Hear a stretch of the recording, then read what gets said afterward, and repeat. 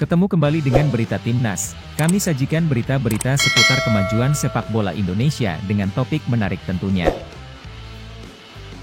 Situasi Tom Haye sebagai potensi pemain Timnas Indonesia memang menarik. Performa gemilangnya bersama SC Heerenveen, terutama dalam pertandingan melawan Fortuna Sittard, telah mencuri perhatian. Dua golnya, yang keduanya berasal dari titik penalti, menjadi penanda kekuatan dan keandalannya sebagai pencetak gol, terutama dalam situasi tekanan.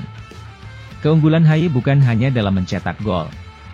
Kemampuannya sebagai gelandang serbaguna dengan kemampuan mengendalikan permainan di lapangan tengah juga menjadi nilai tambah yang sangat diinginkan oleh Timnas Indonesia. Lini tengah Garuda memang tengah terkendala, terutama setelah cedera yang dialami oleh Marcelino Ferdinand dan Ivar Jenner. PSSI sendiri sudah mengumumkan beberapa pemain yang akan memperkuat tim, namun, mayoritas dari mereka adalah pemain bertahan. Meskipun demikian, mencari solusi di lini tengah tetap menjadi prioritas, mengingat performa kurang memuaskan Timnas Indonesia pada laga awal kualifikasi Piala Dunia 2026 zona Asia. Rekomendasi dari berbagai pihak, termasuk akun Twitter ft_idn, untuk mempertimbangkan Tom Haye sebagai pemain naturalisasi mungkin cukup beralasan.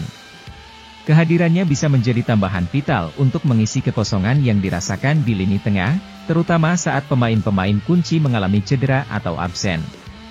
Sementara PSSI tampaknya sedang mempertimbangkan opsi lain untuk memperkuat lini tengah. Potensi yang dimiliki oleh Haye dalam hal mencetak gol dan mengontrol permainan mungkin membuatnya menjadi pilihan yang menarik. Langkah untuk mengejar proses naturalisasi bagi Haye bisa menjadi investasi jangka panjang bagi Timnas Indonesia. Namun, keputusan akhir tetap bergantung pada strategi dan kebutuhan tim yang ditetapkan oleh manajemen PSSI dan pelatih Shin Tae-yong. Jay Itzes tidak akan debut di Timnas dalam dua turnamen penting. Calon naturalisasi Jay Itzes sepertinya tidak akan mengikuti dua turnamen penting pada tahun 2024 yaitu Piala Asia Qatar 2023 yang akan berlangsung pada 12 Januari hingga 20 Februari dan kualifikasi Piala Dunia 2026 yang akan berakhir Juni 2024. Hal itu masih berkaitan dengan proses penyembuhan yang mungkin akan memakan waktu lama. Proses penyembuhan diperkirakan hingga Juli 2024 mendatang. Perkiraan itu berdasarkan yang pernah menimpa pemain Spanyol Diego Costa terdapat masa 10 bulan sejak vonis sakit dan comeback sang striker bengal di lapangan hijau. Kembali ke Jay Itzes, apabila sang calon bek naturalisasi mendapatkan periode buruk serupa, maka ia baru akan bermain pada Juli 2024 mendatang. Seperti diketahui Jay Itzes terinfeksi penyakit serius bernama venous thrombosis dengan pulmonary microembolis. Penyakit tersebut terbilang langka untuk pesepak bola, dan membutuhkan waktu lama untuk disembuhkan. Awal Oktober seperti diberitakan beberapa media Ketua Umum PSSI, Erick Thohir menyampaikan kabar gembira soal proses naturalisasi bek kelahiran Belanda, Jay Itzes yang kini bermain untuk Venezia di Serie B atau Liga 2 Italia. Erick mengatakan, proses naturalisasi Itzes sudah masuk ke Kementerian Hukum dan HAM, Kemenkumham, setelah diteruskan dari Kementerian Pemuda dan Olahraga, Kemenpora. Setelah proses dari Kemenkumham kelar, selanjutnya akan masuk ke DPR, lalu Presiden. Nantinya, naturalisasi Itzes akan melalui keputusan Presiden, Kepres, dan diakhiri dengan sumpah kewarganegaraan. Kemudian dari rekomendasi Kemenpora, sekarang masuk ke Kemenkumham. Mudah-mudahan habis ini urusan kewarganegaraan. Setelah itu masuk ke Kemensesnek, kata Arya Sinulinga, anggota Exco PSSI. Diusulkan ke DPR. Ketika DPR biasanya ada sidang. Bisa online.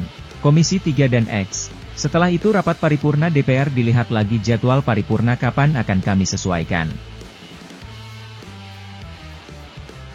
Sandy Walsh terus memberikan dampak positif bagi Cafe Mechelen, memperoleh kemenangan 3-0 melawan Cafe Kortrijk dalam lanjutan Pro League Belgia 2023-24. Pelatih Besnik Hasi memberikan kepercayaan kepadanya sebagai starter, dan performanya membuka peluang-peluang bagi Mechelen sejak awal pertandingan. Meskipun lemparan ke dalamnya memberikan peluang, Mechelen hanya bisa meraih gol melalui Norman Bassette pada menit ke-6, disusul dengan gol kedua oleh Rob Skov 10 menit kemudian. Karim Rapti kemudian menambahkan gol ketiga pada menit ke-79. Di sisi lain, Shane Patinama dari Viking FK, yang biasanya menjadi starter tak tergantikan, kali ini tidak masuk dalam skuad saat Viking FK mengalahkan Alesund dengan skor 4-0. Penggantinya, George Ubanik, mengambil peran di sektor fullback kiri. Meskipun demikian, kemenangan tersebut masih mempertahankan asa Viking untuk meraih tiket ke UEFA Conference League, terpaut 2 poin dari peringkat 4. Sayangnya, Asnawi Mangkualam Bahar dari Jeonnam Dragons mengalami kekalahan telak 4-1 dari Bucheon 1995.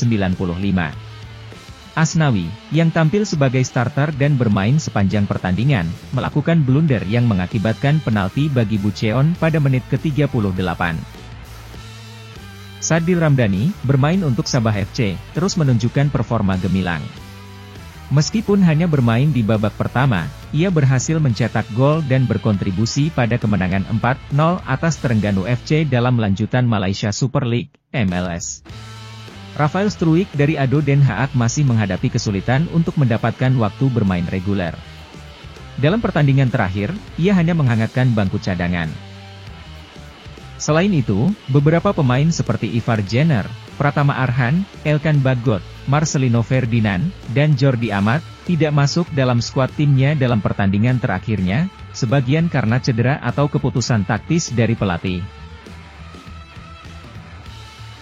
Menilik dari hasil 2 laga awal kualifikasi Piala Dunia terutama di laga perdana tanggal 16 November 2023 lalu melawan Irak di mana kita dikalahkan dengan skor cukup telak 1-5, sektor yang menjadi perhatian adalah posisi penjaga gawang.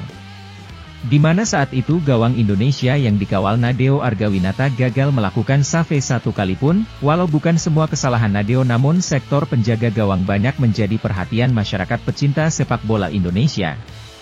Untuk itu PSSI melalui ketumnya Erick Thohir membuka opsi di tahun 2024 untuk dinaturalisasi sang penjaga gawang Emil Audiro Mulyadi. Hal itu dikatakan pengamat sepak bola senior Roni Pangemanan melalui channel YouTube-nya Bung Ropan.